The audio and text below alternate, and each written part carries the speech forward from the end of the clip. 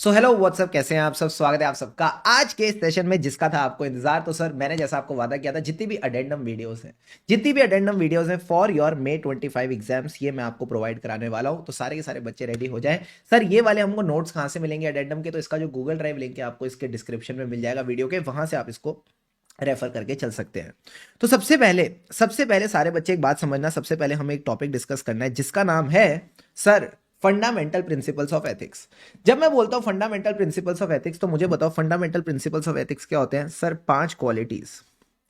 पांच क्वालिटीज जो हर एक चार्टर्ड अकाउंटेंट में होनी चाहिए। बताओ क्या ये पांच क्वालिटीज हैं जो कहीं ना कहीं कोई भी प्रोफेशनल में होनी चाहिए। कोई प्रोफेशनल का मतलब है कहीं ना कहीं कॉन्फिडेंशियलिटी होनी चाहिए, ऑब्जेक्टिविटी होनी चाहिए, इंटीग्रिटी होनी चाहिए, प्रोफेशनल कॉम्पिटेंस, ड्यू केयर और प्रोफेशनल बिहेवियर। यस और नो? Yes sir. तो ये सारी की सारी क्वालिटीज कहीं ना कहीं हमने अच्छे से कवर कर रखी है। Everything has been done properly. Now sir एक क्वालिटी है जिसपे आईसीएआई को बहुत ज्यादा दिलचस्पी है, जिसका नाम है professional professional competence and due care. Professional competence and due care, तो आ जाओ एक बार इसको हम अच्छे से डिटेल में एकदम बढ़िया तरीके से कवर करते हैं। ठीक है सर। जब मैं बात करूंगा professional competence and due care, इसका मैं आपको एक बढ़िया वाला चार्ट बनवा रहा हूं। सारे के सारे बच्चे आ जाओ मेरे साथ, इस चार्ट को ड्रॉ कर लो। ठीक है, draw this chart with me. सबसे पहले प्रोफेशनल कॉम्पिटेंस और ड्यू केयर को हम दो पार्ट्स में बांटेंगे, प्रोफेशनल कॉम्पिटेंस और ड्यू केयर। अब हमने क्या किया, प्रोफेशनल कॉम्पिटेंस से पहला पॉइंट निकाला। सर क्या? पॉइंट नंबर 1 यहां लिखो, attain and maintain. Attain and maintain sir क्या? Knowledge and skill. कहीं ना कहीं आपके अंदर as a CA knowledge and skills भर भर के होनी चाहिए। ठीक है सर। अब इस अटेन एंड मेंटेन को हम दो पार्ट्स में बांटेंगे। अटेन एंड मेंटेन को दो पार्ट्स में बांटेंगे और इससे अगले अगले पॉइंट्स निकालेंगे। अटेन का अगला पॉइंट, अटेन का अगला पॉइंट कहता है कहीं ना कहीं जब आप अटेन करते हो नॉलेज और स्किल, तो ये आप क्यों अटेन करते हो? So that you can serve the clients. हम कहीं ना कहीं क्लाइंट्स या एम्प्लॉयर को सर्व कर सके with professional competence along with sound judgment. Professional competence along with sound judgment. Done sir. अब मेंटेन करने के लिए, अब इस नॉलेज और स्किल को मेंटेन करने के लिए क्या करना पड़ेगा? तो अब आ जाओ थर्ड पॉइंट पे। ये कहता है it requires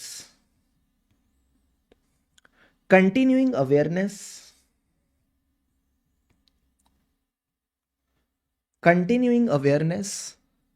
and understanding.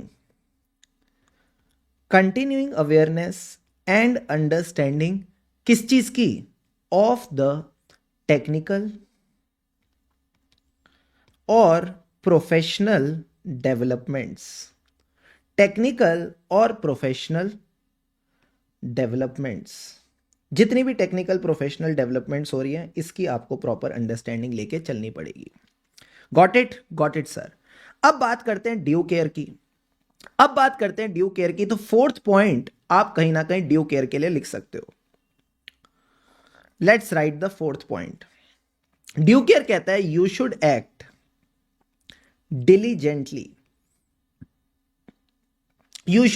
diligently as per the professional standards. जो प्रोफेशनल स्टैंडर्ड्स हैं उसके हिसाब से काम करो। अब डिलीजेंस का मतलब क्या है, ये फिफ्थ पॉइंट में लिखो। diligence is the responsibility. Diligence is the responsibility to act as per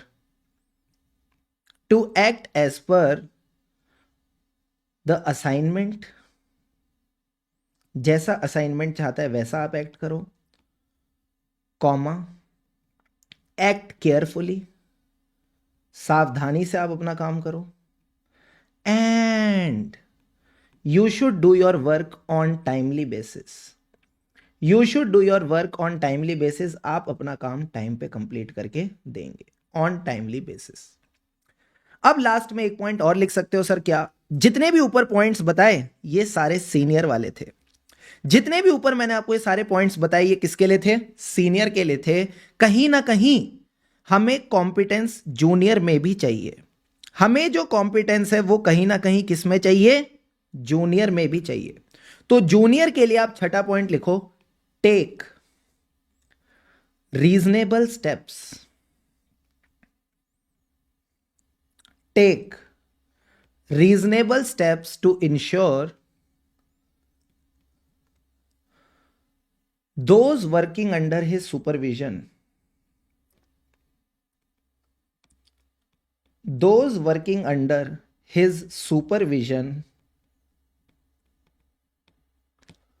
are trained and supervised। कहीं ना कहीं जो भी जूनियर्स हैं उनको आप प्रॉपर ट्रेनिंग दे रहे हो और आप उनको सुपरवाइज करके चल रहे हो। तो ये आपके 6 पॉइंट्स हो जाएंगे जहां पे आप कह सकते हो कि sir professional competence and due care में क्या क्या 6 बातें आएंगी। तो फटाफट सारे बच्चे आ जाओ मेरे साथ, एक बार क्विकली रिवाइज कर लेते हैं क्या क्या सीखा। तो मैंने कहा सबसे पहले professional competence and due care 2 शब्दों से बना है, प्रोफेशनल कॉम्पिटेंस और ड्यू केयर। जब मैं बोलूंगा प्रोफेशनल कॉम्पिटेंस तो इसका मतलब ये नहीं है कि आपने सीए कोर्स में नॉलेज इकट्ठी कर ली, आपने सीए कोर्स में स्किल्स वगैरह सीख ली। नॉलेज और स्किल में फर्क क्या है? जो आप सीए की पढ़ाई कर रहे हो दैट इज द नॉलेज, जो आप आर्टिकलशिप में इकट्ठी करते हो वो है आपकी स्किल्स। टाइम मैनेजमेंट कैसे करनी है, एक्सेल कैसे चलाना है, वर्ड कैसे चलाना है, पीपीटी कैसे बनानी है, सब स्किल्स है। तो आपने सिर्फ अटेन नहीं करना, मेंटेन भी करना है नॉलेज और स्किल्स को।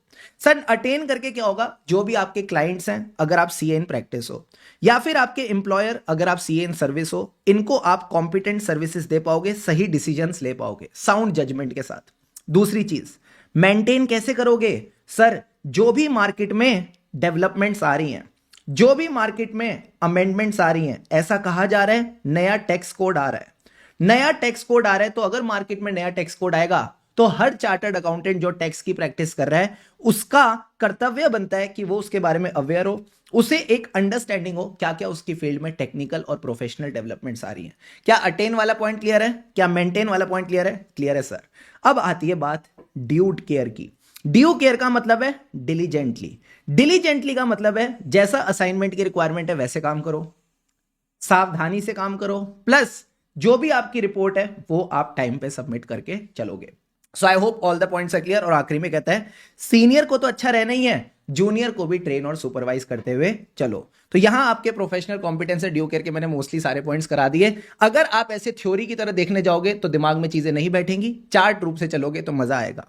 सबसे पहले कहते हैं कॉम्पिटेंस का मतलब क्या होता है? Attain and maintain knowledge and skill. अब सर अगर आप अटेन करोगे तो इससे फायदा क्या होगा? सारे बच्चे पॉइंट नंबर 2 ढूंढो मेरे साथ। सर ये रहा पॉइंट नंबर 2। इससे हम सर्व कर पाएंगे क्लाइंट्स और एम्प्लॉयर्स को विद कॉम्पिटेंस साउंड जजमेंट जब भी हम अपनी नॉलेज और स्किल अप्लाई करेंगे। ठीक है सर। मेंटेन का मतलब क्या था? मेंटेन का मतलब ये रहा, it requires to continuing awareness and understanding of the technical, professional and business developments. Done sir. अब आता है ड्यू केयर। ड्यू केयर का मतलब है you need to act diligently. आपने डिलीजेंटली काम करना है as per the standards. Diligence का मतलब क्या होता है? ये आ गया 5th पॉइंट। डिलीजेंस का मतलब है आप जो भी काम करोगे एज पर द असाइनमेंट काम करोगे, केयरफुली काम करोगे, प्रॉपर्ली चीजें चेक करके काम करोगे एंड टाइम पे अपनी रिपोर्ट सबमिट करके चलोगे। और खुद तो काम तमीज से करना ही है, जूनियर से भी कराना है। यानी those working under the accountants authority should have proper training and supervision. तो ये आपने बस मेरे को लगता है 6 पॉइंट्स अच्छे से कर लोगे तो आपका कॉम्पिटेंस एंड ड्यू केयर पे बढ़िया वाला कंफर्ट आ जाएगा। अगर चाहो तो वीडियो को फटाफट 2 मिनट के लिए पॉज करके 5 से 6 पॉइंट्स रिकॉल करके आप डन चीजें कर सकते हो। ऑसम। अब आ जाओ सारे बच्चे नेक्स्ट एडेंडम पे। सर नेक्स्ट एडेंडम क्या है? हमने एक सेक्शन पढ़ा था जिसका नाम है section 2 subsection 2 clause 4। Section 2 subsection 2 clause 4। Sir ये सेक्शन 2 सबसेक्शन 2 क्लॉज 4 किसकी बात करता है? ये बात करता है मैनेजमेंट कंसल्टेंसी सर्विसेज की, कि कहीं ना कहीं as a CA in practice कहीं ना कहीं as a CA in practice आप मैनेजमेंट कंसल्टेंसी सर्विसेज दे सकते हो, और अगर आप ये दे रहे हो तो आपको deem to be in practice माना जाता है, आपको deem to be in practice माना जाता है। अब इसमें हमने एक चीज पढ़ी थी कि सर क्या, जो भी एडमिन वाली सर्विसेज होती है जिसमें कोई प्रोफेशनल जजमेंट नहीं लगती, जो क्लरिकल इन नेचर होती है, वो आप दे सकते हो। अब going by the recent trend of ICI, जहां इनको 4 से 5 पॉइंट दिख रहे हैं, जहां इनको 4 से 5 पॉइंट दिख रहे हैं, लोग क्वेश्चन बना लेते हैं बिना सोचे समझे कि भाई क्या ये इंपॉर्टेंट है, क्या ये प्रैक्टिकल है, या ये सिर्फ थ्योरी है, ये लोग क्वेश्चन बना देते हैं। तो मुझे ऐसा लगा कि भाई इस टॉपिक को भी आपको कहीं ना कहीं कवर करके चलना चाहिए। अब सारे बच्चे एक बात समझना, एडमिन सर्विसेज क्या हो सकती हैं। सर अगर एक आर्टिकल को, या अगर एक सीए इन प्रैक्टिस को, किसी को भी सीए की बात करते हैं अपन, सीए इन प्रैक्टिस की बात करते हैं, अगर उसको कोई काम कहा जाए वर्ड पे करना है, सर वर्ड पे मतलब माइक्रोसॉफ्ट वर्ड पे कोई काम करना है, तो क्या वो काम कर सकता है? Answer is yes, word processing services are allowed. अब सर वर्ड पे वो काम क्या करेगा? क्लाइंट के लिए कोई फॉर्म भरेगा, क्लाइंट के लिए कोई ना कोई फॉर्म वगैरह भरेगा, आईटीआर वगैरह भरेगा। तो ये कहता है प्रिपेयरिंग द एडमिनिस्ट्रेटिव और statutory forms for the client. आप कहीं ना कहीं क्लाइंट के लिए फॉर्म भर रहे हो। अब सर जब आपने फॉर्म भरा है, जब आपने फॉर्म प्रिपेयर किया तो सबमिट भी करना पड़ेगा, तो submitting the forms prepared by the client. And आखिरी में ये फॉर्म सबमिट कब करना है?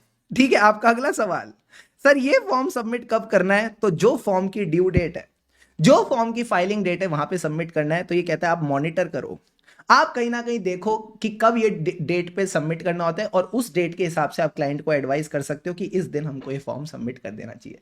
तो बहुत ही सिंपल सा पॉइंट है, कुछ भी नहीं करना। अगर आप चाहो तो यहीं इसके बाजू में इसका फ्लो चार्ट बना लो। हम यहां पे वर्ड प्रोसेसिंग सर्विस देंगे, वर्ड प्रोसेसिंग सर्विस देंगे। अब वर्ड प्रोसेसिंग सर्विस में क्या करेंगे? सर कुछ नहीं करेंगे, क्लाइंट के लिए फॉर्म प्रिपेयर करेंगे, प्रिपेयर द फॉर्म्स। अब जब आपने फॉर्म प्रिपेयर कर दिया तो उसको सबमिट भी करेंगे, सबमिट द फॉर्म। ठीक है, अगर ये क्वेश्चन आ गया ना, मजे आ जाएंगे, फ्री का नंबर है। प्रिपेयर किया फॉर्म, उसके बाद सबमिट किया। अब सबमिट कब करना है? कम ऑन, ये फॉर्म सबमिट कब करना है? तो मैंने कहा इसके लिए आप इसकी फाइलिंग डेट्स को मॉनिटर कर सकते हो, मॉनिटर द फाइलिंग डेट्स, और जो फाइलिंग डेट है उस हिसाब से आप इसको सबमिट करके चल सकते हो। So this is your short summary, this is your Q2 short summary, word processing service, preparation of forms, submission of forms, and उसके बाद मॉनिटर द फाइलिंग डेट्स। ठीक है, क्विकली राइट इट डाउन। ठीक है, अगर चाहो तो एक बार पॉज कर लो, चारों के चारों पॉइंट्स एक बार अच्छे से चार्ट ड्रॉ फॉर्म में लिखो, चारों पॉइंट्स रिकॉल करके let's begin with the next topic. ठीक है, ठीक है सर। अब अगली चीज जो आपकी अमेंडमेंट आई है वो आई है काउंसिल गाइडलाइन में। सर काउंसिल गाइडलाइन में क्या हुआ है? काउंसिल गाइडलाइन में एक चैप्टर 16 है जो लोगो गाइडलाइन की बात करता है। तो this is your new logo, this is your new logo. इस न्यू लोगो को लेके मेरे को लगता है इसे क्वेश्चन पूछ सकता है, मुझे ऐसा लगता है इसे क्वेश्चन पूछ सकता है, स्पेशली एमसीक्यू फॉर्म में ये पूछ सकता है कि भाई जो न्यू लोगो है ये अभी एग्जिस्टिंग सीएस को अपनी जो स्टेशनरी है उस स्टेशनरी पे कितना टाइम मिलेगा लोगो चेंज करने के लिए? तो ये बोलता है 1 साल मिलेगा। अब न्यू लोगो में कुछ नहीं दे रखा, जो ये न्यू लोगो बनाया हुआ है ना इसी के बारे में बता रखा है कि भाई जो सीए लिखा है वो कौन से कलर में लिखा है? सारे बच्चे बताओ, ब्लू कलर में लिखा है। अच्छा, ब्लू कलर में जो टिक मार्क है इसमें कितने कलर हैं? 3 कलर हैं। कौन कौन से? ऑरेंज, व्हाइट और ग्रीन। Sir very good. और ये कहीं ना कहीं अपसाइड डाउन है और इसका बैकग्राउंड व्हाइट है। ठीक है सर। अब सवाल आता है ब्लू कलर किसके लिए एसोसिएट होता है? ये जो ब्लू कलर है ये किसके लिए एसोसिएट होता है? तो सर ये इंडिकेट करता है क्रिएटिविटी। जो क्रिएटिविटी है कौन लोग करते हैं? जो इनोवेटिव होते हैं। साथ ही साथ blue colour is the colour of knowledge, integrity, trust, truth, stability, depth. मतलब जितनी भारी भारी प्यारे प्यारे वर्ड्स होते हैं सारे के सारे ब्लू कलर के साथ एसोसिएटेड है। सर ये जो अपसाइड डाउन मार्क है ये किसके साथ एसोसिएट होता है? ऑडिटर के साथ एसोसिएट होता है। आपने आर्टिकलशिप में कई बार देखा होगा जब भी कोई सीए चेक करता है चीजें, आजकल तो वैसे फिजिकली इतनी चीजें चेक नहीं होती, बट पहले ये लोग अपसाइड डाउन मार्क करते थे। तो ये क्या डिनोट करता है? ये सीए की फील्ड डिनोट करता है। Upside down mark typically used by the CA symbolizes the wisdom and value of the professional. Sir इन्होंने इंडिया भी ऐड किया है, तो इंडिया इसलिए ऐड किया ताकि इंडिया के सारे क्लाइंट हमारे पास ही आए, इंडिया के सारे क्लाइंट हमारे पास ही आए। India is also added to epitomize, दिखाने के लिए कि आईसीआई का कनेक्शन है to the India first approach and commitment है इंडियन इकोनॉमी को सर्व करने के लिए। क्लाइंट पैसा कमाएगा तो सीए भी बढ़िया पैसा कमाएगा। प्लस ध्यान रखना इस लोगो के साथ कोई छेड़छाड़ नहीं करनी, इस लोगो के साथ कोई छेड़खानी नहीं करनी। इसका कलर नहीं बदल सकते आप, इसका फॉन्ट नहीं बदल सकते। पता चला इंडिया को आपने कॉमिक sans एमएस कर दिया, नहीं। ये कैलिब्री कर दिया, नहीं। जैसा फॉन्ट है वैसा का वैसा फॉन्ट रहेगा। ऐसा नहीं कर दिया कि सी थोड़ा सा ऐसा कर दिया, ए थोड़ा बड़ा कर दिया, नहीं। ना तो फॉन्ट, ना स्पेसिंग, ना डायमेंशन, ना डिजाइन, ना कलर, कोई चेंज नहीं कर सकते। इसको ऐसे घुमा फिरा भी नहीं सकते आप, इसको रोटेट नहीं कर सकते, टिल्ट नहीं कर सकते, क्लॉकवाइज एंटी क्लॉकवाइज, बेसिकली इसके साथ कोई छेड़खानी नहीं कर सकते, ठीक है ना। इसको आप श्रंक कर सकते हो ना डिस्टॉर्ट कर सकते हो, जैसा लोगो है चुपचाप वैसा ही रहेगा। अब सर जो हमारी एग्जिस्टिंग स्टेशनरी है उस पे हमें यही लोगो लगा रखा है, हमारे लेटर हेड पे यही लोगो लगा हुआ है, तो कोई दिक्कत नहीं है। 1 साल तक पुराना लोगो चलते रहने दो, 1 साल तक पुराना लोगो चलते रहने दो, उसके बाद आपको नया लोगो लगाना पड़ेगा। तो इन गाइडलाइंस को एक बार बस समझ के चलना, अगर केस स्टडी वगैरह आ गई तो you should be able to deal with it. अब आता है best part of the video, जिसका आप सबको इंतजार था, recent decision of the ethical standard board. Recent decisions of the ethical standard board, इसमें कुछ डिसीजंस ऐड हुए हैं। सर ये कितने डिसीजंस हैं? ये सारे डिसीजंस हैं, ये सारे के सारे डिसीजंस कहीं ना कहीं ऐड हुए हैं, और मैं बताऊं ना, आप मेरे साथ बस बने रहो, आप मेरे साथ बस 15 मिनट बने रहो। 15 मिनट के अंदर अंदर जितने भी डिसीजंस है सारे के सारे आपके दिमाग में बिठा देंगे। Deal done, deal done sir. तो सारे बच्चे अपनी नोटबुक खोलो और हेडिंग डालो, ethical standard board. Ethical standard board decisions, जो नए नए डिसीजंस है उसको मैं आपको कवर कराने वाला हूं, और मैं बताऊं इस पे एमसीक्यू आ सकता है, इसमें कहीं ना कहीं केस स्टडी बेस्ड एमसीक्यू मुझे लगता है आ सकता है, मजा आ जाएगा, ठीक है सर। सबसे पहला जो डिसीजन आया है वो आया है BRSR। BRSR रिपोर्टिंग को लेके सर ये डिसीजन क्या कहता है, ध्यान से समझना। सपोज एक बंदा है जो कहीं ना कहीं कंपनी का स्टैट्यूटरी ऑडिटर है। स्टैट्यूटरी ऑडिटर मतलब आप कंपनी के फाइनेंशियल स्टेटमेंट्स का ऑडिट कर रहे हो, ठीक है सर। तो मैं आपको 3 केसेस दूंगा, आप मुझे बताना ये इंसान क्या क्या कर सकता है। अगर आपने थोड़ी सी भी कॉमन सेंस लगाई ना, आप इसका जवाब सही दे दोगे। Case number 1, can he prepare the BRSR report. अभी BRSR क्या होता है मैं आपको थोड़ी फील देने की कोशिश करूंगा, बाकी इसके ऊपर पूरा चैप्टर आता है हमारे पास सीए फाइनल में, जिसका नाम है इमर्जिंग एरियाज, ठीक है सर। दूसरी चीज, क्या ये एडवाइजरी सर्विसेज दे सकता है? सर एडवाइजरी सर्विसेज किसको लेके? अगेन BRSR रिपोर्ट को लेके।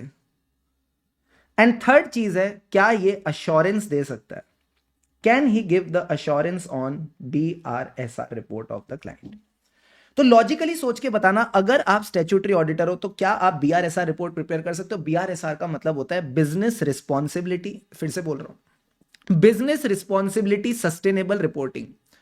अभी आप ऐसा मान के चलो, जो कंपनी के फाइनेंशियल स्टेटमेंट होते हैं ना, हाँ, ये एनुअल रिपोर्ट का पार्ट बनते हैं, हाँ सर। ऐसे ही बिजनेस रिस्पॉन्सिबिलिटी सस्टेनेबल रिपोर्टिंग में कंपनी ये बताती है इसने इन्वायरमेंट के लिए क्या किया, इसने कंज्यूमर्स के लिए क्या किया, इसने शेयर होल्डर्स के लिए क्या किया, इसने सोसाइटी के लिए क्या किया। तो जैसे फाइनेंशियल स्टेटमेंट्स बनते हैं वैसी BRSR रिपोर्ट भी बनती है, और ये एनुअल रिपोर्ट का पार्ट बनती है। तो लॉजिकली सोच के बताना, अगर आप कंपनी के फाइनेंशियल स्टेटमेंट पे ओपिनियन दे रहे हो तो क्या आपको कंपनी के लिए ये BRSR रिपोर्ट बनानी चाहिए? नहीं सर, ये तो मैनेजमेंट का काम है। जो जो मैनेजमेंट का काम है हम उसमें कहीं भी हाथ नहीं बटा सकते, ठीक है सर। बट सर हम कंपनी के स्टैट्यूटरी ऑडिटर है, हमको समझ आती है कि भाई BRSR रिपोर्ट में क्या क्या चीजें जो कंपनी को डालनी चाहिए। तो अगर चाहे तो कंपनी हमसे एडवाइजरी सर्विसेज ले सकती है। Company can take us advisory services, कोई दिक्कत की बात नहीं, हमारे पास बहुत ज्ञान है, हम एडवाइस दे देते हैं। एंड लास्ट पॉइंट इज, क्या आप BRSR रिपोर्ट पे अश्योरेंस दे सकते हो कि जो इनकी BRSR रिपोर्ट है ठीक बनी है कि नहीं? आंसर इज यस, ये अश्योरेंस दे सकते हैं। हम कहीं ना कहीं अश्योरेंस दे सकते हैं कि ठीक बनी है कि नहीं, बट बनाने में काम नहीं करेंगे, बनाने का काम नहीं करेंगे। एडवाइजरी सर्विसेज दे देंगे, अश्योरेंस दे देंगे, बट बनाने का काम नहीं करेंगे, ये बात आपको समझनी है। तो ये आपका पहला केस हो गया। सारे बच्चे साथ में रीड करेंगे मेरे। देखो पहला पॉइंट क्या कहता है, इस पे मेरे को लगता है क्वेश्चन आ सकता है। Not permissible being a statutory auditor to prepare the BRSR report. जो बिजनेस रिस्पॉन्सिबिलिटी सस्टेनेबल रिपोर्टिंग है, ये वाली रिपोर्ट आप बना नहीं सकते for the audit clients. However, आप चाहो तो एडवाइजरी सर्विसेज दे दो, आप चाहो तो इसके ऊपर अश्योरेंस दे दो कि ठीक बनी है कि नहीं, बट बनाना अलाउड नहीं है, नॉट अलाउड टू बनाना। क्लियर है पॉइंट? क्लियर है sir? Done done done done done sir. अब सारे बच्चे आ जाओ मेरे साथ, आगे के फटाफट डिसीजंस भी कवर करते हुए चलते हैं, ऐसे मीठे मीठे डिसीजंस हैं, ठीक है सर। सेकंड डिसीजन की बात करते हैं। सपोज मान लो एक कंपनी का स्टैट्यूटरी ऑडिटर है, ठीक है sir, there is a statutory auditor. अब एक बात बताओ, जिस क्लाइंट का ये स्टैट्यूटरी ऑडिटर है, इस क्लाइंट को 2 तरह की सर्विसेज ये दे सकता है, बताओ कौन कौन सी। ये कहता है कि एक सर्विस है जिसका नाम है एग्रीड अपॉन प्रोसीजर, एंड दूसरी सर्विस का नाम है compilation engagement. Compilation engagement, agreed upon procedure कहीं ना कहीं हम पढ़ते हैं SRS 4400 में। अभी तक अगर आपने SRS 4400 नहीं पढ़ा, कोई दिक्कत की बात नहीं, आगे आपके कोर्स में आ जाएगा। इसी तरह एक कंपाइलेशन एंगेजमेंट है जो आता है SRS 4410 में, जो आता है SRS 4410 में। ये दो हमारे पास कहीं ना कहीं, एक मिनट ना, ये दो हमारे पास कहीं ना कहीं आ जाते हैं केसेस। अब लॉजिकली सोच के बताना, स्टैट्यूटरी ऑडिटर इनमें से कौन सी सर्विस दे सकता है, कौन सी सर्विस उसको अलाउड होनी चाहिए। एग्रीड अपॉन प्रोसीजर का ये मतलब होता है, सपोज एंटिटी जो है ना वो बताएगी टेस्ट क्या करना है, और एंटिटी ये बताएगी टेस्ट कैसे करना है। तो एंटिटी आपको बोलेगी डेटर्स की टेस्टिंग करनी है, और साथ साथ एंटिटी आपको ये भी बताएगी इसके लिए एक्सटर्नल कंफर्मेशन ले लो। तो क्या ये चीज स्टैट्यूटरी ऑडिटर को अलाउड होनी चाहिए? हाँ सर, क्या दिक्कत है? वैसे भी एज अ स्टैट्यूटरी ऑडिटर में कई चीजें चेक करता हूं, एंटिटी के कहने पर भी कुछ चीजें चेक कर लूंगा। बट सर कंपाइलेशन एंगेजमेंट में क्या होता है, एंटिटी आपको पूरी सामग्री देती है, एंटिटी आपको पूरी सामग्री देती है, ये आपको ट्रायल बैलेंस देगी, ये आपको फाइनेंशियल इंफॉर्मेशन देगी, बाकी ये आपको अपनी जजमेंट्स बताएगी, और इसके बेसिस पे बोलेगी फाइनेंशियल स्टेटमेंट बना के दे दो, इसके बेसिस पे बोलेगी फाइनेंशियल स्टेटमेंट बना के दे दो। तो क्या ऑडिटर को ऐसे क्लाइंट जिसका वो ऑडिट कर रहा है उसके लिए फाइनेंशियल स्टेटमेंट बनाने चाहिए, कंपाइलेशन एंगेजमेंट करनी चाहिए? Answer is no, this is not allowed. तो कहीं ना कहीं कंपाइलेशन एंगेजमेंट एक ऑडिटर को अलाउड नहीं है। बात समझ आती है? आती है सर। अब आ जाओ third, ethical standard board decision पे। सारे डिसीजंस एकदम कॉमन सेंस वाले हैं, अगर आप थोड़ा सा भी लॉजिकली सोचोगे, थोड़ा सा भी लॉजिकली सोचोगे आपको समझ आ जाएगा। अब मार्केट में एक चीज और है सर जिसका नाम है स्किल डेवलपमेंट। ये जो मैं चार्ट बना रहा हूं ना, आप भी अगर मेरे साथ साथ बनाते हुए चलोगे तो पूरे के पूरे डिसीजन इस 10 मिनट और के सेशन के बाद आपके दिमाग में बैठ जाएंगे। Skill development council centres, skill development council centres, sir ये क्या है? ये कहीं ना कहीं सेंट्रल गवर्नमेंट ने बना रखे हैं, सेंट्रल गवर्नमेंट ने, गवर्नमेंट ऑफ इंडिया ने स्किल डेवलपमेंट काउंसिल सेंटर बना रखे हैं। अब अगर गवर्नमेंट ने इस तरह के स्किल डेवलपमेंट काउंसिल सेंटर बना रखे हैं जहां पे लोगों की स्किल्स वगैरह की डेवलपमेंट में हेल्प कर रही है, काउंसलिंग वगैरह में हेल्प कर रही है कि उनको कैसे आगे बढ़ना चाहिए, इनको क्या करना पड़ता है ना, इनको अपना सर्विस असेसमेंट कराना पड़ता है कि इनकी सर्विस की क्वालिटी कैसी है। ठीक है सर। साथ ही साथ दूसरा नाम इसको कह सकते हो, क्योंकि गवर्नमेंट के हैं तो इनको कई बार अपना परफॉर्मेंस ऑडिट कराना पड़ता है कि भाई इनकी परफॉर्मेंस कैसी चल रही है, क्या ये लोग इफेक्टिवली, एफिशिएंटली और इकोनॉमिकली काम कर रहे हैं कि नहीं। तो क्या ये जो स्किल असेसमेंट और परफॉर्मेंस ऑडिट वाला काम है, ये कोई सीए इन प्रैक्टिस कर सकता है? Do you think it should be allowed? Answer is yes, this is allowed. मैंने आपको जब पढ़ाया था सेक्शन 2 सबसेक्शन 2 क्लॉज 4, ये किसकी बात करता है सर? ये बात करता है मैनेजमेंट कंसल्टेंसी सर्विस की। तो मैंने कहा था कि कोई सा भी ऑडिट हो ये कहीं ना कहीं सीए को अलाउड होना चाहिए, चाहे उसमें एनर्जी ऑडिट लिखा था, चाहे उसमें ऑपरेशनल ऑडिट लिखा था, चाहे उसमें मैनेजमेंट ऑडिट लिखा था, जितने भी ऑडिट होते हैं ये कहीं ना कहीं सीए इन प्रैक्टिस को अलाउड होनी चाहिए। तो मैंने ट्रिक बताई थी, ऐसे ध्यान रखना। तो ऐसे ही यहां पे परफॉर्मेंस ऑडिट हो गया तो ये भी एक सीए इन प्रैक्टिस को अलाउड है। तो आप लिखोगे yes, yes people, yes as per section 2 subsection 2 clause 4 of the CA Act 1949 management consultancy services are allowed. कहीं ना कहीं आप मैनेजमेंट कंसल्टेंसी सर्विसेज दे सकते हो। क्लियर है पॉइंट? क्लियर है सर। अब आ जाओ फोर्थ पॉइंट पे, and one of my favourite points. Fourth point and one of my favourite points sir, क्यों? बात करते हैं बीबी वर्चुअल्स की। ये किथे गया? इथे आ जाओ। बात करते हैं बीबी वर्चुअल्स की। ठीक है सर। अब सर बीबी वर्चुअल्स में अगर आपसे पूछा जाए who do you think is the head of BB Virtuals? Who do you think is the head of BB Virtuals? Yes people, good morning, good afternoon, good evening. BB sir, BB sir is the head of BB Virtuals. Yes sir. अब एक बात समझना, बीबी sir ने एक बार सोचा, बीबी sir ने कहीं ना कहीं सोचा। सर क्या सोचा? कि भाई जो हमारे यहां लेक्चर्स चल रहे हैं इनकी क्वालिटी कैसी है। क्या जो बुक्स हैं वो बच्चों के पास टाइम पे पहुंच रही हैं?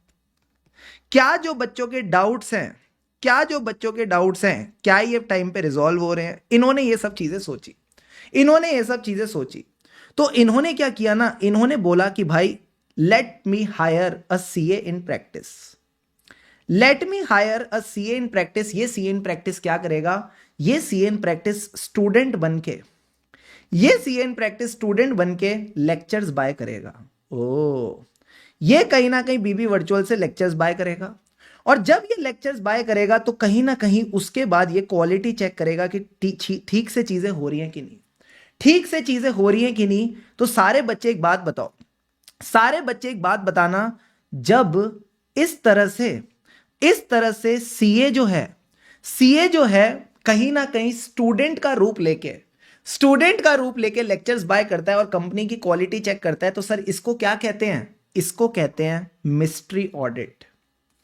This is called the concept of mystery audit. Mystery audit का मतलब है एक अलग ही मिस्ट्री चल रही है, एक अलग ही गेम चल रहा है, जहां पे ऑडिट हो रहा है बट किसी को पता नहीं, जहां पे चीजें चेक हो रही है बट किसी को पता नहीं। अब सर ये मिस्ट्री ऑडिट कहां होता है? सर्विस इंडस्ट्रीज में होता है। This is happening in service industries, जितनी भी सर्विस इंडस्ट्रीज वगैरह रहती हैं वहां पे ये चीज होती है। तो क्या सीए इन प्रैक्टिस ये सर्विस दे सकता है? Answer is yes, CA in practice ये सर्विस दे सकता है, कोई दिक्कत की बात नहीं है।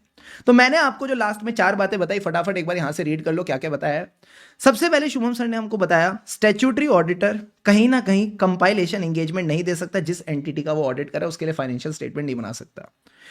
अच्छा, क्या वो सर्विस असेसमेंट और परफॉर्मेंस ऑडिट कर सकता है centre for skill development council of the government of India? Yes sir, क्योंकि मैनेजमेंट कंसल्टेंसी सर्विस है, अलाउड है।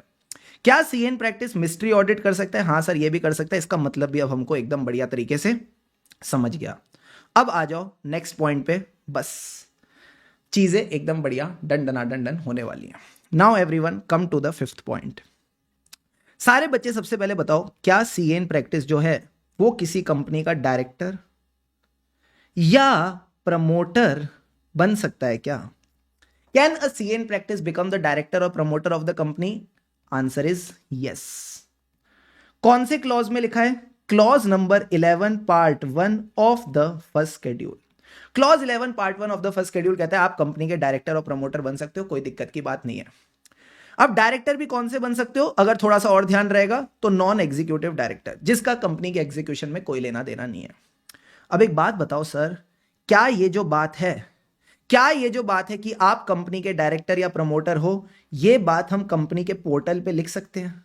जो कंपनी का वेबसाइट पोर्टल वगैरह रहेगा या कंपनी की वेबसाइट रहेगी, can this B mentioned on the company website? Again the answer is yes, आप ये मेंशन कर सकते हो। अच्छा, क्या मैं कंपनी के पोर्टल पे ये भी मेंशन कर सकता हूं कि मेरी एज अ सीए क्या प्रोफेशनल अटेनमेंट्स हैं? मेरी एज अ सीए क्या फर्म नेम है, मेरी फर्म का नाम क्या है, क्या ये सब चीजें मैं मेंशन कर सकता हूं? आंसर इज नो, ये आप मेंशन नहीं कर सकते, ये आप मेंशन नहीं कर सकते। तो as a CA in practice आप डायरेक्टर और प्रमोटर बन सकते हो कंपनी के, ये बात कंपनी के पोर्टल पे भी लिखी हो सकती है, बट आपके जो professional attainments of firm name है ये आप कंपनी के पोर्टल पे नहीं लिख सकते। No, this is not allowed. Sir why?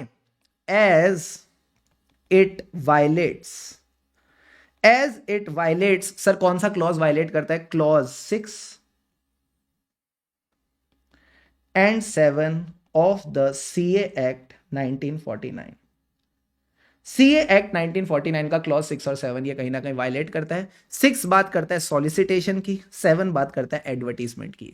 तो कहीं ना कहीं ये इनडायरेक्ट सॉलिसिटेशन और एडवर्टीजमेंट है, इस वजह से दिस इज डिसअलाउड। क्या ये बेसिक पॉइंट क्लियर है? हाँ सर। तो यही बात यहां लिखी है, CAIP can mention the position as the promoter and director on the portal of the company, ये तो अलाउड है। बट क्या वो अपनी प्रोफेशनल अटेनमेंट्स ऑफ फर्म का नाम लिख सकता है? नहीं, क्योंकि it will violate clause 6 and 7 of the part 1 of first schedule to CA act 1949। I hope कहीं ना कहीं जो 5 बातें मैंने आपको बताई, these are crystal clear to all of you. अब आ जाओ एक चर्चा और कर लेते हैं। लेट्स डू द नेक्स्ट चर्चा, एंड दिस चर्चा इज वेरी वेरी इंपॉर्टेंट, बहुत प्यारी चर्चा है, ध्यान से समझना। कोऑपरेटिव बैंक, कोऑपरेटिव बैंक, इसको लेके भी कुछ प्यारी प्यारी बातें दे रखी हैं। सर क्या? As a CA in practice, as a CA in practice आप ना प्रोफेशनल डायरेक्टर बन सकते हो। You can become professional director, sir कहां पे? Board of the management. जो बोर्ड ऑफ द मैनेजमेंट है ऑफ द कोऑपरेटिव बैंक, आप यहां पे प्रोफेशनल डायरेक्टर बन सकते हो, कोई दिक्कत की बात नहीं है। अब सवाल आता है प्रोफेशनल डायरेक्टर का क्या मतलब है? What do you mean by professional director? तो मैं सिंपल भाषा में बोलूं तो ऐसा डायरेक्टर जो प्रोफेशनल है। ऐसा डायरेक्टर जो प्रोफेशनल है। प्रोफेशनल मतलब वो कंपनी का एम्प्लॉय नहीं है, वो एक्चुअल में प्रोफेशनल है। एक्चुअल में प्रोफेशनल है यानी उसकी अपनी खुद की सीए प्रैक्टिस चल रही है, एज अ सीए प्रोफेशन वो काम कर रहा है। अब वो कंपनी में डायरेक्टर का भी काम करेगा। तो मुझे एक बात बताओ, जो खुद अपनी रियल लाइफ में प्रोफेशनल है, क्या ये एग्जीक्यूटिव डायरेक्टर अलाउड होना चाहिए या नॉन एग्जीक्यूटिव? एकदम लॉजिकली सोच के बताना। What do you think, executive allowed होना चाहिए, नॉन एग्जीक्यूटिव? नॉन एग्जीक्यूटिव के साथ साथ इंडिपेंडेंट डायरेक्टर को भी पूरा मजा देते हैं। इंडिपेंडेंट डायरेक्टर कौन सा अलाउड होना चाहिए? सर एग्जीक्यूटिव तो हरगिज अलाउ नहीं होगा। एग्जीक्यूटिव हरगिज अलाउ नहीं होगा। हम कहीं ना कहीं नॉन एग्जीक्यूटिव और इंडिपेंडेंट डायरेक्टर अलाउ कर देंगे। इसका मतलब है जो एंटिटी के डे टू डे ऑपरेशंस है, whatever are the day to day operations, इसमें आप पार्टिसिपेट नहीं करोगे। ना तो आप, ना आपका पार्टनर, ना तो आप, ना आपका पार्टनर कंपनी का ऑडिटर भी नहीं होना चाहिए। आप कंपनी के ऑडिटर भी नहीं होने चाहिए। तो कोऑपरेटिव बैंक में बस सिंपल सी बात ध्यान रखना, as a CA in practice आप प्रोफेशनल डायरेक्टर बन सकते हो of the board of management of the cooperative bank. ठीक है सर। अब प्रोफेशनल डायरेक्टर का मतलब एग्जीक्यूटिव नहीं होता, नॉन एग्जीक्यूटिव डायरेक्टर होता है या इंडिपेंडेंट डायरेक्टर, जिसका डे टू डे ऑपरेशन से कोई लेना देना नहीं है। प्लस क्योंकि आप कंपनी के डायरेक्टर हो तो आप या आपका पार्टनर कंपनी के ऑडिटर नहीं होने चाहिए हो। तो ये एक और गाइडलाइन आप ध्यान रख के चलोगे। इसको लेके यहां पे कुछ प्यारी प्यारी बातें कर रखी है, सारे बच्चे एक बार फटाफट रीड कर लो। CA in practice can become the professional director in the board of management of the cooperative bank. ठीक है सर। कोऑपरेटिव बैंक से रिलेटेड ही यहां पे एक पॉइंट और दे रखा है, CA in practice can be the non executive और independent director in a cooperative bank. याद रहे, नॉन एग्जीक्यूटिव का मतलब है डे टू डे एक्टिविटी में आप इन्वॉल्व नहीं होगे, ना आप ना आपका पार्टनर कंपनी का या फिर बैंक का ऑडिटर बनेगा। ठीक है, ठीक है सर। अब एक चीज मैं और दिखाता हूं, just give me a second. अब ध्यान से समझना, एक डिसीजन और दे रखा है, एक डिसीजन और दे रखा है इसी के नीचे, नॉन एग्जीक्यूटिव वाले के नीचे एक डिसीजन और दे रखा है, CA in practice can become a member of the board of management. He can become a member of the board of management in the primary urban cooperative banks. अब यहां पे इन्होंने क्या बोला, एथिकल स्टैंडर्ड बैंक ने नोट किया था कि भाई जो पोजीशन है of the member of the board of management in the primary urban cooperative bank, it is similar to a director सिंप्लिसिटर। ये कहते हैं ये डायरेक्टर सिंप्लिसिटर जैसी है, जिसका डे टू डे फंक्शनिंग या ऑपरेशन में कोई लेना देना नहीं है, प्लस इसको सिटिंग फीस मिल रही है। इसको कहीं ना कहीं सिटिंग फीस मिल रही है। तो सर सारे बच्चे एक बात बताओ, हमने इसमें क्या सीखा? हमने इसमें क्या सीखा? मैंने कहा हमने इसमें बस एक सिंपल सी चीज सीखी। अगर मैं नोट्स की बात करूं तो क्या मैं कोऑपरेटिव बैंक का प्रोफेशनल डायरेक्टर बन सकता हूं? बन सकता हूं। Professional director on the board of management of a cooperative bank. यहां पे कुछ भी मेंशन नहीं है कि ये अर्बन कोऑपरेटिव बैंक है, रूरल कोऑपरेटिव बैंक है, कोई सा भी कोऑपरेटिव बैंक हो, दिस इज अलाउड। ठीक है सर। अब प्रोफेशनल डायरेक्टर से लिंक कर दो कि ऐसा डायरेक्टर जो एग्जीक्यूशन में इन्वॉल्व नहीं है, इंडिपेंडेंट डायरेक्टर है, जिसका डे टू डे ऑपरेशन में कोई लेना देना नहीं, प्लस वो और उसका पार्टनर ऑडिटर नहीं। इसी के साथ साथ अगर मान लो क्वेश्चन में आ जाए सर क्या, member of the board of management. एक तो ये इतने बदमाश है ना, अलग अलग तीन तीन चीजें दे दी, ये नहीं कि साथ करके पूरा का पूरा एकदम अच्छे से साथ में दे, नहीं, एक अलग डिसीजन चल रहा है, एक डिसीजन अलग चल रहा है, एक डिसीजन अलग चल रहा है। तो member of the board of management, अब ये किसके बन सकते हैं हम? ये आप बन सकते हो of only the primary urban cooperative bank. ये आप प्राइमरी अर्बन कोऑपरेटिव बैंक बन सकते हो। तो ये एक पॉइंट ध्यान रखना, अगर डायरेक्टर की बात कर रही है सबका चलेगा, बट अगर ये कहता है मेंबर बनना है of the board of management, so this member of the board of management is only allowed for primary urban cooperative bank. मैं बताऊं, मतलब तो सेम ही निकलने चाहिए, मतलब तो कहीं ना कहीं सेम ही निकलने चाहिए। जब यहां प्रोफेशनल डायरेक्टर की बात हो रही है तो यहां मेंबर भी क्या ही होगा, board member is like a director only.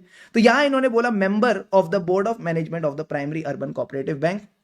तो ये बस ध्यान रखना, जब बात होगी member of the board of management, तो ये प्राइमरी अर्बन कोऑपरेटिव बैंक का ही पॉइंट इन्होंने यहां पे लिखा हुआ है। ठीक है, बट मुझे लगता है अगर क्वेश्चन आएगा तो इस वाले पार्ट से आना चाहिए, because this is the recent part and this is the more logical part, कि अगर आपको डायरेक्टर बनना है so you can become of any cooperative bank, this is allowed. तो कोऑपरेटिव बैंक की ये समरी आप इसको ध्यान में रख के चलेंगे। बात समझ आती है? आती है सर। अब आओ मेरे साथ, सेवंथ पॉइंट समझो क्या कहता है। What does the seventh point says? मैं आपको एक फोटो दिखाने वाला हूं स्क्रीन पे, बताना क्या है ये। सर क्या है ये? इसका नाम है GIFT City. This is called the GIFT City. Sir GIFT City का क्या मतलब है? गिफ्ट सिटी का मतलब है Gujarat, Gujarat international, international financial tech city. Gujarat international financial tech city.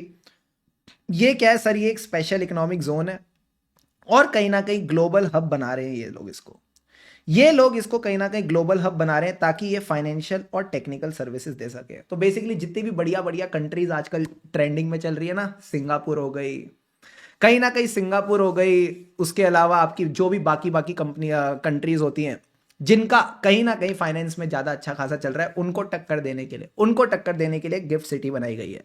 तो मुझे बताओ, गिफ्ट सिटी के अंदर क्या एक सीए इन प्रैक्टिस कर सकता है? Can a CAIP practice in the GIFT city? What do you think, it should be allowed और नॉट? लॉजिकली बताना। Yes sir, it should be allowed. दूसरी बात एक और समझना। पहला पॉइंट तो आप लोग समझ गए। दूसरा पॉइंट समझना, सपोज एक सीए है, सपोज एक CAIP है जिसका ऑफिस आउटसाइड गिफ्ट सिटी है, इसका ऑफिस गिफ्ट सिटी के अंदर नहीं है, it is outside GIFT City. तो मुझे बताओ, अगर किसी सीए इन प्रैक्टिस का ऑफिस आउटसाइड गिफ्ट सिटी है तो क्या इसको अलाउड होना चाहिए to give the services, to the IFSC units? कहीं ना कहीं ये IFSC यूनिट्स को सर्विसेज दे सके। आप इसको गिफ्ट सिटी भी बोल देते हो, कई लोग इसको IFSC भी बोलते हैं, इंटरनेशनल फाइनेंशियल। तो जल्दी से बताओ, क्या ये इसको सर्विसेज देना अलाउड होना चाहिए IFSC यूनिट को? यस सर, इसको कहीं ना कहीं सर्विसेज देना भी अलाउड है। These services are also allowed to the units which are in the GIFT City और IFSC। अब आ जाओ फटाफट मेरे साथ, बस 4-5 केस और बचे हैं, then this topics will be done done done done. Sir 8th point क्या कहता है? हमारे पास मार्केट में कितने प्रोफेशनल डॉक्यूमेंट्स अवेलेबल हैं? सबसे पहले आप क्या देते हो सामने वाले को? Visiting card. तो विजिटिंग कार्ड आ गया। विजिटिंग कार्ड के बाद अब उसको रिपोर्ट किस पे देते हो? लेटर हेड पे। तो लेटर हेड आ गया। एंड लेटर हेड के अलावा जब वो आपकी जब भी दुकान वुकान है, ऑफिस है, उस पर आता है, उस पर होता है साइन बोर्ड। तो साइन बोर्ड आ गया। ठीक है सर, अब इनमें से किसके ऊपर आप अपना विजन और मिशन प्रिंट करने की सोच सकते हो? किसके ऊपर आप अपना विजन और मिशन प्रिंट करने की सोच सकते हो?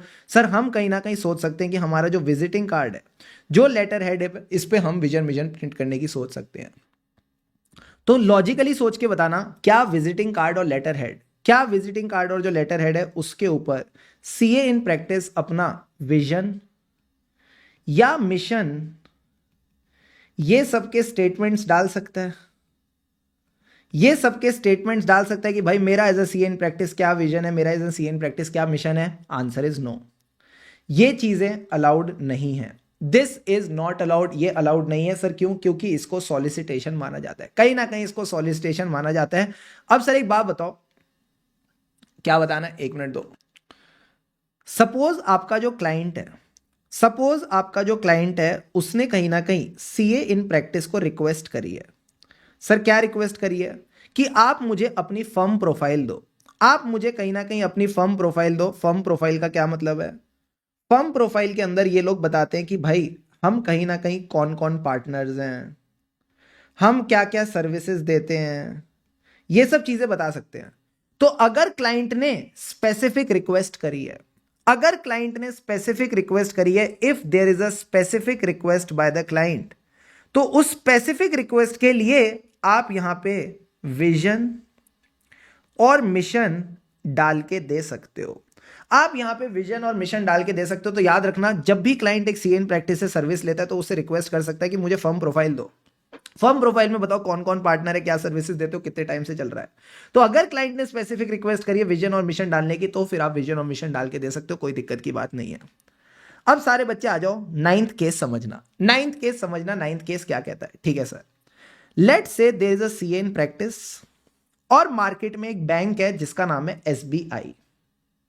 एसबीआई बैंक करके एक बैंक है, ठीक है सर। अब सर सीए इन प्रैक्टिस क्या है, ये एसबीआई का ऑडिटर है। कौन सा auditor? Statutory auditor. Statutory auditor of the financial statement, जो कंपनी के फाइनेंशियल स्टेटमेंट है उसका स्टैट्यूटरी ऑडिटर है, ठीक है सर। अब एसबीआई ने क्या किया, इसने 300 करोड़ का लोन दिया। 300 करोड़ का लोन दिया किसको? बोरोवर को। 300 करोड़ का लोन दिया किसको? बोरोवर को। अब सर एक बात बताना, जब भी एसबीआई 300 करोड़ का लोन देगा, जब भी एसबीआई 300 करोड़ का लोन देगा तो क्या एसबीआई को चिंता होगी? हां सर, एसबीआई को चिंता होगी। कहीं ना कहीं एसबीआई को चिंता होगी कि जो मैंने ये 300 करोड़ रुपए दिए, इससे बोरोवर कहीं ना कहीं मनी लॉन्ड्रिंग ना कर ले।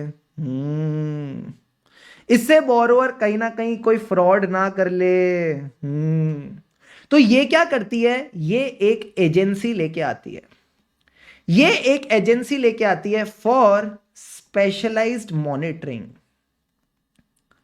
Agency for specialised monitoring, sir इसी को प्यार से बोलते हैं ASM, agency for specialised monitoring. अब ये मॉनिटर क्या करेगी कि जो भी बोरोवर ने पैसा लिया, जो भी बोरोवर ने पैसा लिया, कैसे उसको यूज किया, कैसे उसको प्रोडक्शन में यूज किया, कैसे उससे परचेजेस करी, क्या उसने कोई हाई वैल्यू ट्रांजैक्शंस तो नहीं करी। तो जो भी बोरोवर ने पैसा यूटिलाइज किया है, ये उसको मॉनिटर करती है। ये जो एजेंसी होती है ASM, agency for specialised monitoring, ये देखती है बोरोवर ने जो भी पैसे से प्रोडक्शन करी, परचेजेस करी, हाई वैल्यू ट्रांजैक्शन करी, ये पैसा कहां कहां गया। तो लॉजिकली सोच के बताना, अगर as a CA in practice आप एसबीआई के स्टैट्यूटरी ऑडिटर हो, तो can you become the ASM? क्या आप एएसएम बन सकते हो? एसबीआई के नहीं, सॉरी, बोरोवर के। जो बैंक का कस्टमर है, जो बैंक का कस्टमर है, बोरोवर यानी बैंक का कस्टमर, जो बैंक का कस्टमर है, क्या आप इसके एएसएम बन सकते हो? मैंने कहा नहीं। मैंने कहा नहीं, आप एएसएम नहीं बन सकते। क्यों? क्योंकि अगर आप स्टैट्यूटरी ऑडिटर हो फाइनेंशियल स्टेटमेंट्स के, आप एसबीआई के लिए कोई और इंटरनल सर्विस नहीं कर सकते। आप एसबीआई के लिए कोई भी इंटरनल सर्विस नहीं कर सकते। तो अगर आप चाहो तो ये रूल यहां लिख लो, ये रूल आपको हमेशा काम आएगा इस तरह के क्वेश्चन सॉल्व करने में। What is the general rule? Everyone right with me. ये रूल कहता है, जो भी बैंक का एक्सटर्नल ऑडिटर है, जो भी बैंक का एक्सटर्नल ऑडिटर है, वो बैंक के लिए इंटरनल असाइनमेंट्स नहीं कर सकता। He can not take up any internal assignments for the bank. तो इस तरह का जो इंटरनल असाइनमेंट है, दिस इज नॉट अलाउड। ठीक है, चाहो तो एक बार वीडियो को पॉज करके इस कॉन्सेप्ट को ड्रॉ कर लो, ताकि हमेशा के लिए दिमाग में बैठ जाए। Deals done sir.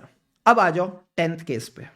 मैंने कहा था ना, एकदम मीठे मीठे प्यारे प्यारे केस हैं, कॉन्सेप्चुअली चलेंगे, बड़ा मजा आएगा। अब सर अगेन एक सीए इन प्रैक्टिस है, ठीक है सर। ये एक कंपनी है जो बहुत लोगों की फेवरेट है for many reasons, ITC. Sir कौन सा रीजन? आप इसका रजिस्टर यूज करते हो ना, क्लासमेट वाला, मैं वो रीजन की बात कर रहा था। तो मैंने कहा, अगर आप as a CA in practice ITC के प्रोक्योरमेंट ऑफिसर हो, प्रोक्योरमेंट ऑफिसर, प्रोक्योरमेंट ऑफिसर मतलब जो भी इनका माल होता है, जो भी इनकी परचेजेस होती है, वो आप प्रोक्योर करते हो, ठीक है सर। तो मुझे बताओ, क्या आप आईटीसी लिमिटेड के इंटरनल ऑडिटर बन सकते हो? Can you become the internal auditor of ITC? तो लॉजिकली सोचो, इंटरनल ऑडिटर का काम क्या होता है? इंटरनल कंट्रोल्स को देखना, इंटरनल प्रोसेसेस को देखना। अगर ये खुद ही प्रोसेस का पार्ट होगा, डू यू थिंक ये इंडिपेंडेंटली इंटरनल ऑडिट कर पाएगा? डू यू थिंक ये ऑब्जेक्टिवली अपना काम कर पाएगा? Answer is no. अगर ये खुद कंपनी के प्रोसेसेस के साथ जुड़ा है, प्रोक्योरमेंट के साथ जुड़ा है, ये कभी भी प्रोक्योरमेंट की गलतियां निकाल ही नहीं पाएगा। तो अगर आप इंटरनल ऑडिटर बनना चाहते हो, तो आप कभी भी कंपनी के एग्जीक्यूटिव फंक्शंस का पार्ट नहीं बनते, आपको इंडिपेंडेंटली काम करना पड़ता है। तो ये भी एक छोटी सी बात है जो कहीं ना कहीं आप ध्यान रख के चलेंगे। अब आ जाओ सारे बच्चे 11th पॉइंट पे। Let's talk about the next case. Next case क्या कहता है सर? मान लो हमारी जो गवर्नमेंट ऑफ इंडिया है, इसने क्या किया सर? इसने एक ग्रांट दी। इसने एक ग्रांट दी ₹100 करोड़ की। 100 करोड़ की ग्रांट दी किसको? एक एजुकेशन इंस्टीट्यूशन को जिसका नाम है एमिटी यूनिवर्सिटी। एमिटी यूनिवर्सिटी को इन लोगों ने मान लो कोई ग्रांट दी है 100 करोड़ रुपए की, ठीक है सर। अब मुझे एक बात बताओ, 100 करोड़ की जब ग्रांट मिली तो एमिटी ने उसको यूटिलाइज भी किया होगा? हाँ सर।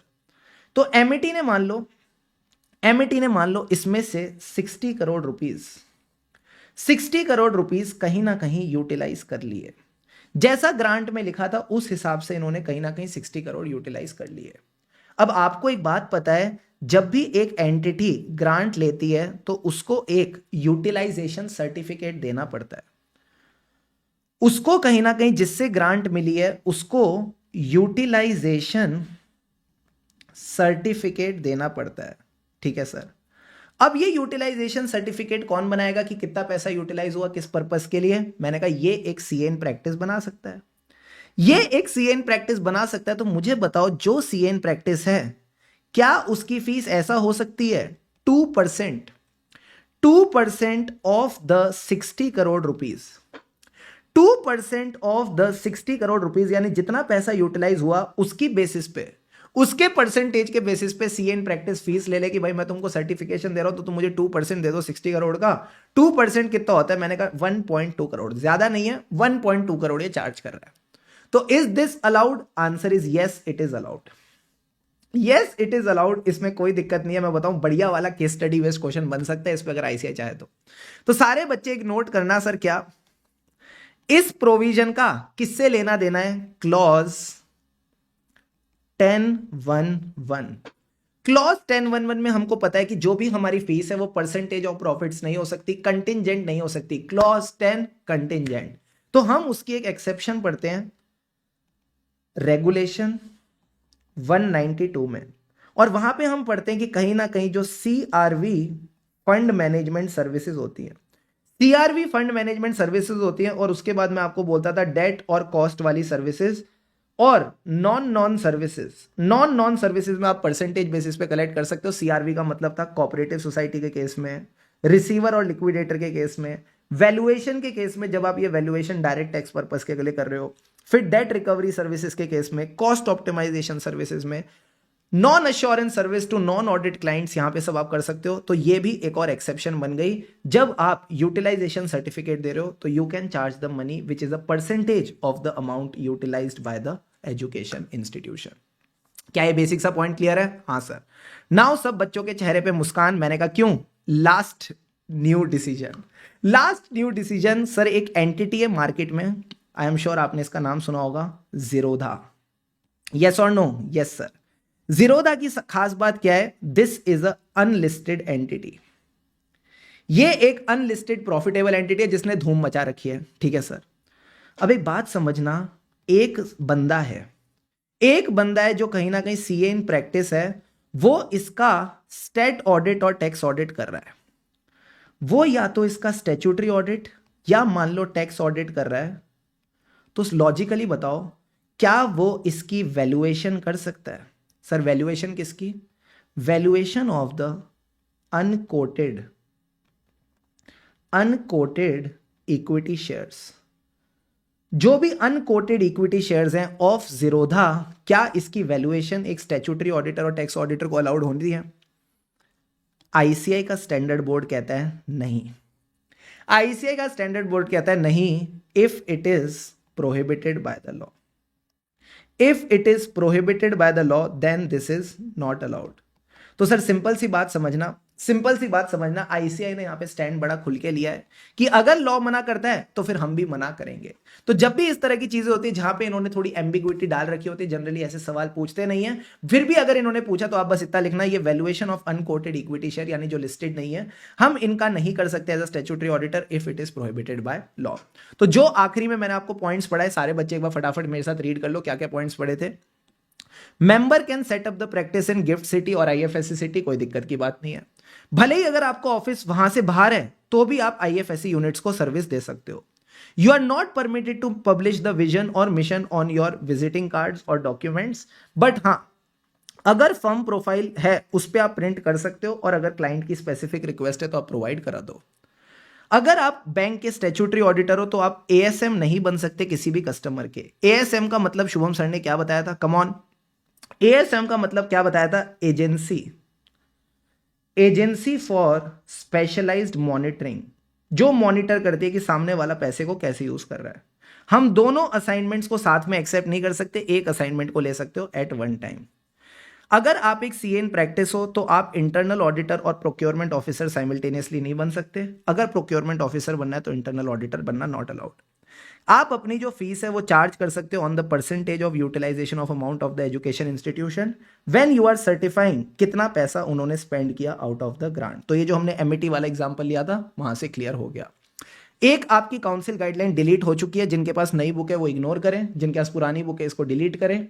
वहां पे जहां लिखा है for the purpose of chapter 10 auditor will not include internal concurrent, ये सब apply only to statutory audit, इसको डिलीट कर दो, इसका कोई लॉजिक नहीं है। सो मित्रों यहां आपकी प्रोफेशनल एथिक्स की सारी अमेंडमेंट्स कॉन्सेप्चुअली डिटेल में कवर हो जाती है। आई होप ये जो प्यारे प्यारे एग्जांपल्स थे काफी ज्यादा मजा आया अमेंडमेंट्स कवर करने में, क्योंकि किसी ने सही कहा है, खुशी से पढ़ेंगे तभी आगे बढ़ेंगे। Make sure you subscribe the channel, जितनी भी और भी अटेंडम वीडियोस होंगी वो इसी पे आती रहेंगी। कोशिश यही रहेगी जनवरी एंड तक सारी की सारी अटेंडम्स आपको एकदम कॉन्सेप्चुअली प्यारे प्यारे तरीके से दिमाग में डाल दी जाए। एंड टेलीग्राम चैनल को भी ज्वाइन कर लेना, डिस्क्रिप्शन में लिंक है, वहां पे जितनी भी अपडेट्स होती है वहीं पे आती है। तो कल को ये मत बोलना सर हमसे मिस हो गई, तो टेलीग्राम चैनल को भी ज्वाइन करके रख लो, वहां पे सारी अपडेट्स आपको मिलती रहेंगी। So till then the next video एकदम बढ़िया मन लगाकर पढ़ते रहें, अच्छे से लगे रहें। बाकी हमें रही ऑडिट के, फिर मिलेंगे चलते चलते। Keep going everyone, do like this video ताकि बाकी सीए फाइनल स्टूडेंट्स तक पहुंच सके। And yes, stay subscribe to the channel for more such videos.